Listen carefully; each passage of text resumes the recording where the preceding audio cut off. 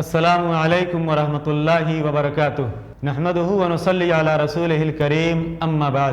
ناظرین کرام، حضرت ابو ذر غفاری اور حضرت معاذ ابن جبل رضی اللہ عنہما سے روایت ہے، اللہ کے رسول صلی اللہ علیہ وسلم نے ارشاد فرمایا، اتق اللہ حیث ما کنت واتبع السیئۃ الحسنہ تمحوها وخالق الناس بخلق حسن۔ جامع ترمذی کی روایت ہے۔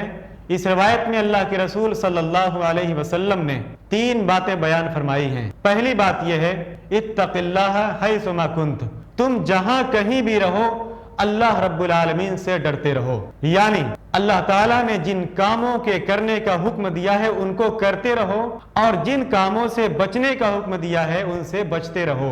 گھر میں رہو تب بھی، گھر کے باہر رہو تب بھی، تنہائی میں رہو تب بھی، لوگوں کے سامنے رہو تب بھی، حیث ما کنت، تم جہاں کہیں بھی رہو اللہ تعالیٰ سے ڈرتے رہو۔ اور دوسری بات یہ بیان فرمائی، وَأَتْبِعِ السَّيِّئَةَ الْحَسَنَةَ تَمْحُوهَا، اگر گناہ کا کام ہو جائے، کوئی نافرمانی کا کام ہو جائے تو اس کے بعد نیک کام کرو، ایسا کرنے سے وہ گناہ جو ہوا تھا مٹا دیا جائے گا، اس کی سزا سے آدمی بچ جائے گا، اللہ تعالیٰ اس کو بچا لے گا۔